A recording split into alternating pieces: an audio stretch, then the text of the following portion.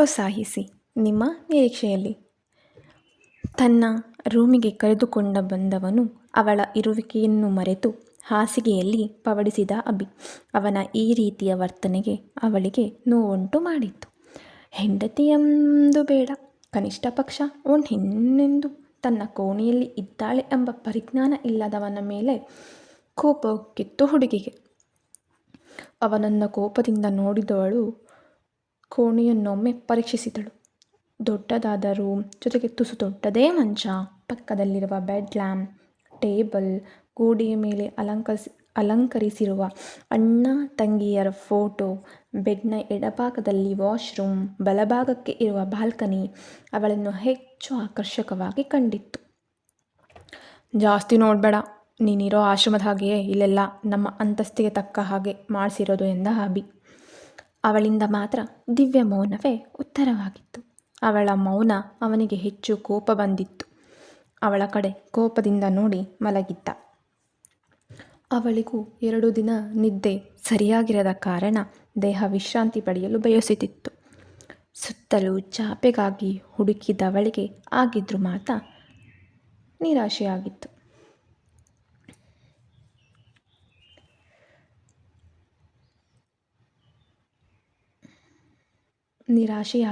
ಅವನ ಪಕ್ಕ ಜಾಗ ಖಾಲಿ ಇರುವುದು ನೋಡಿ ಅವನ ಪಕ್ಕವಲ್ಲೇ ಮಲಗಿದಳು. ಬಾಗಿಲು ಬಡಿಯುವ ಶಬ್ದಕ್ಕೆ ಎಚ್ಚರವಾಗಿದ್ದವನಿಗೆ ಪಕ್ಕದಲ್ಲಿ ಮಲಗಿದ್ದ ನಿತ್ಯನನ್ನೇ ಗಮನಿಸಿದ. ಮುಖದಲ್ಲಿ ಆಯಾಸ ಇದ್ದರೂ ಅವಳ ಮುಖದಲ್ಲಿ ಕಳೆಯಿತ್ತು. ಅವಳೇ ನೋಡುತ್ತಿದ್ದವ ಬಾಗಿಲು ಬಡಿದ ಶಬ್ದಕ್ಕೆ ಎದ್ದು ನಡೆದ. ಬಾಗಿಲು ಬಳಿ ಇದ್ದ ತಂಗಿನ ನೋಡಿ, ಯಾಕೆ ಚಿನ್ನಿ ಬಾಗಿಲು ಬಡಿತಿದ್ದೆ? ಅಮ್ಮ ಊಟ ಕರಿತಿದ್ದಾರೆ, ಬರಬೇಕಂತೆ. ಬಾಗಿಲು ಬಡಿದೆ ಬರೋಕೆ ತಾವು ಒಬ್ಬರೇ ಇಲ್ವಲ್ಲ, ತಮ್ಮ ಹೆಂಡತಿನ ಜೊತೆ ಕರ್ಕೊಂಡು ಬಂದಿದ್ದೀರಾ? ಬಾಯಿ ಮಾತ್ರಿಗಷ್ಟೇ ಚಿನ್ನಾರನ್ನ ಅಂತ ಮಾತ್ರ, ಆದರೆ ಮನಸ್ಸಿಂದ ಮಾತ್ರ ಏನೂ ಇಲ್ಲ ಎಂದವಳ ಧ್ವನಿ ನಡುಗುತ್ತಿತ್ತು. ಯಾಕೆ ಚಿನ್ನಿ ಏನನ್ನೋ ಮಾತಾಡ್ತಿದೀಯಾ? ನಿಂಗೆ ಅಮ್ಮನಿದ್ರೆ ಹೇಳಿದ್ದು ಕೇಳಿಸ್ಕೊಂಡ ತಾನೆ, ಮತ್ತು ಈ ಅಣ್ಣನ ಮೇಲೆ ಅನುಮಾನ ಎಂದ ಅಭಿ. ಇಲ್ಲ ಕಣೋ ಅಣ್ಣ, ನಿನ್ನ ಮದುವೆಲಿ ಹೇಗೆಲ್ಲ ರೆಡಿಯಾಗಿ ತಿರುಗಬೇಕು ಅಂದ್ಕೊಂಡಿದ್ದೆ ಗೊತ್ತಾ? ಅದೆಲ್ಲ ವೇಸ್ಟ್ ಆಯಿತು ಅಂತ ಬೇಜಾರು ಕಣೋ. ಪರವಾಗಿಲ್ಲ ಬಿಡು, ನಾನು ನನ್ನ ಅಳಿಯನೋ ಸೊಸೆನೋ ನಾಮಕರಣದಲ್ಲಿ ಈ ಐಡಿಯಾನ ಬಳಸ್ಕೊತೀನಿ ಎಂದಳು ಚೇಷ್ಟೆಯ ಧ್ವನಿಯಲ್ಲಿ. ಅವಳ ಕಿವಿ ಹಿಂಡಿ ತರಲೆ, ಮಾತು ಬಹಳ ಕಲ್ತಿದ್ದೀಯ ಇವಾಗ. ಫಸ್ಟ್ ನೀನು ಮದುವೆ ಮಾಡಿ ಕಳಿಸ್ಬೇಕು, ಆವಾಗ ಸರಿಯಾಗ್ತೀಯ ನೋಡು. ಬಿಡೋ ಅಣ್ಣ, ಕಿವಿ ನೋಯ್ತಿದೆ. ಅಮ್ಮ ಊಟ ಕರೆದ್ರು ಕಣೋ, ಬಾರ ಹೋಗೋಣ. ಇವಾಗ ನಾವು ಹೋಗಲಿಲ್ಲ ಅಂದರೆ ಅಮ್ಮ ಸೌಟ್ ಹುಡ್ಕೊಂಡು ಬರ್ತಾರೆ ಎಂದಳು. ಸರಿ ನಡಿ ಎಂದು ಅವಳ ಜೊತೆಗೆ ಹೊರಟವನಿಗೆ, ಅಣ್ಣ ನಿನಗೆ ಮದುವೆ ಆಗಿದೆ, ತಮಗೆ ಹೆಂಡತಿ ಇದ್ದಾಳೆ ಅನ್ನೋದು ಮರ್ತೋಗಿದೆ ಅನಿಸುತ್ತೆ. ಸರಿ ನೀನು ಹೊರಡು, ಬರ್ತೀನಿ ಎಂದವನು ಪುನಃ ರೂಮಿಗೆ ನಡೆದ. ಸುಖ ನಿದ್ದೆಯಲ್ಲಿದ್ದವಳಿಗೆ ಎಬ್ಬಿಸುವ ಬಗ್ಗೆ ಗೊತ್ತಿಲ್ಲವ ಹುಡುಗನಿಗೆ. ಸತತ ಪ್ರಯತ್ನಗಳ ನಂತರ ಹುಡುಗ ಪ್ರಯತ್ನ ಫಲ ಕೊಟ್ಟಿತು. ಎದ್ದು ಕೂತವಳಿಗೆ, ಬೇಗ ರೆಡಿಯಾಗಿ ಬಾರೆ, ಊಟಕ್ಕೆ ಹೋಗಬೇಕು, ನಿನ್ನ ಎಪ್ಸಿ ಸಾಕಾಯಿತು. ಬೇಕಾ ಬಾ ಎಂದವನ ಮಾತು ನಿದ್ದೆ ಕಣ್ಣಲ್ಲೇ ಎದ್ದು ವಾಶ್ರೂಮ್ ನಡೆದಳು. ಊಟಕ್ಕೆ ಒಟ್ಟಿಗೆ ಬಂದ ಜೋಡಿಯನ್ನು ನೋಡಿ ಎಲ್ಲರಿಗೂ ಮೇಡ್ ಫಾರ್ ಈಚ್ ಅದರ್ ಅನಿಸಿತ್ತು. ಊಟಕ್ಕೆ ಬಂದ ಜೋಡಿಯನ್ನು ನೋಡಿ ಎಲ್ಲರೂ ಕಳೆದೇ ಹೋಗಿದ್ದರು. ಎಲ್ಲರೂ ಅವರನ್ನೇ ನೋಡುತ್ತಿದ್ದರಿಂದ ನಿತ್ಯಗೆ ಸ್ವಲ್ಪ ಮುಜುಗರವಾಗಿತ್ತು. ಬಾಮ ನಿತ್ಯ, ಕುತ್ಕೋ ಎಂದು ಕುರ್ಚಿ ಎಳೆದು ಕೂರಿಸಿದರು ಅರುಂಧತಿಯವರು. ಏನಮ್ಮ, ಸೊಸೆ ಬಂದ್ಲು ಅಂತ ಮಗನ್ನೇ ಮರೆಯೋದು ಎಂಥ ನ್ಯಾಯ? ಏನೋ ಮಗನೇ, ನಿನ್ನ ನಾಟಕ ಮಾಡೋದು ನಾನು ನೋಡಿ ಕಣ್ಣುಗುಡ್ಡೆಗಳೆಲ್ಲ ಪೂರ ಬೆಳಗಾಗಿದ್ದಾವೆ. ಇನ್ನು ಮುಂದೆ ನೀನು ಹೆಂಡತಿ ಮುಂದೆ ಮಾಡು ಎಂದರು ಅರುಂಧತಿಯವರು. ಮಾತು ಸಾಕು ಮಾಡಿ. ನೋಡಮ್ಮ ನಿತ್ಯ, ಇದು ನಿಂದೇ ಮನೆ, ಸಂಕೋಚ ಪಡ್ಕೋಬೇಡಮ್ಮ, ಎಲ್ಲರೂ ನಿನ್ನವರೇ ಅಂತ ತಿಳ್ಕೊ ಆಯ್ತಾ ಮಗು ಎಂದರು ಅನಂತರವರು. ಹೌದಮ್ಮ ನಿತ್ಯ, ನೀನೇ ಹೇಳು. ಬೇಕು ಅಂದರೆ ಯಾವುದೇ ಸಂಕೋಚ ಪಡ್ಕೋಬೇಡ ಎಂದರು ಅರುಂಧತಿಯವರು. ಹೌದಮ್ಮ ನಿತ್ಯ, ಏನೇ ಬೇಕು ಅಂದರೂ ಯಾವುದೇ ಸಂಕೋಚ ಪಡ್ಕೋಬೇಡ ಎಂದರು ಅರುಂಧತಿಯವರು.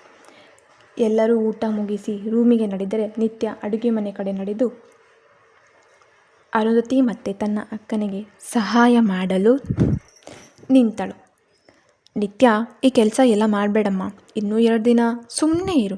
ಆಮೇಲೆ ಅಕ್ಕ ತಂಗಿಗೆ ಅಡುಗೆ ಮನೆ ಜವಾಬ್ದಾರಿ ನೀಡಿ ಮೊಮ್ಮಗ ಜೊತೆ ಆರಾಮಾಗಿರುವೆ ಎಂದರು.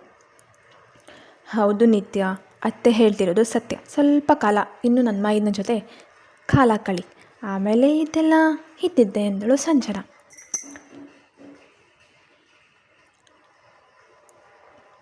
ಪರವಾಗಿಲ್ಲ ಅಕ್ಕ, ನನಗೂ ಒಬ್ಳಿಗೆ ಬೇಜಾರಾಗುತ್ತೆ. ಅದಕ್ಕೆ ನಿಮ್ಮ ಜೊತೆ ಯಾದರೂ ಟೈಮ್ ಪಾಸ್ ಆಗುತ್ತೆ. ಸರಿ ಬಾ ಮಾ ಎಂದವರು ಅಡಿಗೆ ಮನೆಯನ್ನು ಸ್ವಚ್ಛ ಮಾಡಿದರು.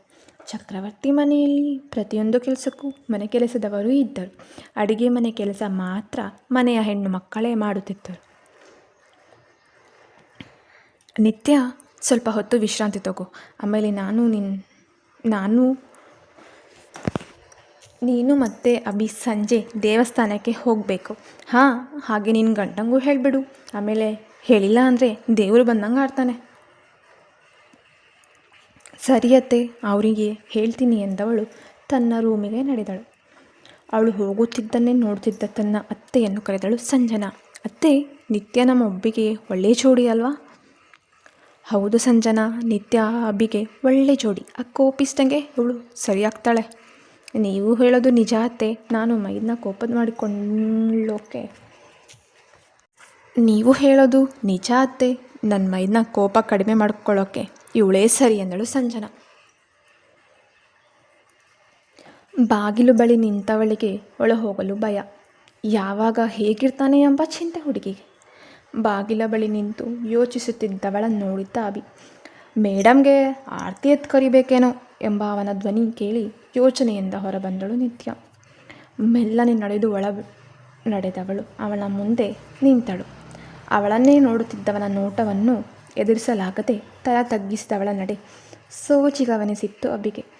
ಗೋಧಿ ಬಣ್ಣದ ಸಾಮಾನ್ಯ ಮೈಕಟ್ಟು, ಬಟ್ಟಲ ಕಣ್ಗಳು, ಮುದ್ದು ಮುಖ, ತೀಡಿದ ಹುಬ್ಬು, ಗುಲಾಬಿ ಬಣ್ಣದ ತುಟಿಗಳು ಅವನನ್ನು ಹೆಚ್ಚಿಗೆ ಸೆಳೆದಿತ್ತು. ಅವಳನ್ನೇ ನೋಡುತ್ತಿದ್ದವನು ಎಚ್ಚೆತ್ತುಕೊಂಡಿದ್ದ. ಏನು ಹಾಗೆ ನೋಡ್ತಿದ್ಯಾ?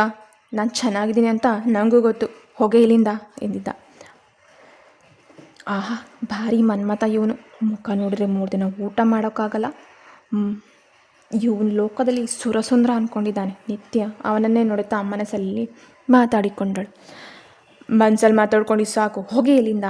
ಮಾಡೋ ಕೆಲಸ ಇಲ್ಲ ಅಂದರೆ ಮಲ್ಗೋಗು ಎಂದವನ ಧ್ವನಿ ಗಡುಸಾಗಿತ್ತು. ಅವನ ಧ್ವನಿಗೆ ಬೆಚ್ಚಿ ಬಿದ್ದಳು ನಿತ್ಯ. ಅಲ್ಲಿಂದ ಸುಮ್ಮನೆ ನಡೆದು ಹಾಸಿಗೆ ಮೇಲೆ ಪವಡಿಸಿದಳು. ಮೆಲ್ಲಗೆ ಕಣ್ಮುಚ್ಚಿದಳು. ಮುಚ್ಚಿದ ಕಣ್ಣಂಚಲ್ಲಿ ಕಣ್ಣೀರು ಜಾರಿ ಹಾಸಿಗೆ ಸೇರಿತು.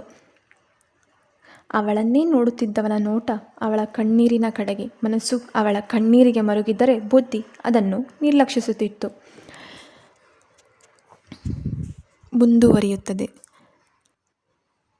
ಅಕ್ಷರದೋಷ ಇದ್ದರೆ ಕ್ಷಮಿಸಿ. ಇದು ನನ್ನ ಮೊದಲನೇ ಕಥೆಯಾಗಿದ್ದು ಪ್ಲೀಸ್ ಎಲ್ಲರೂ ಸಪೋರ್ಟ್ ಮಾಡಿ.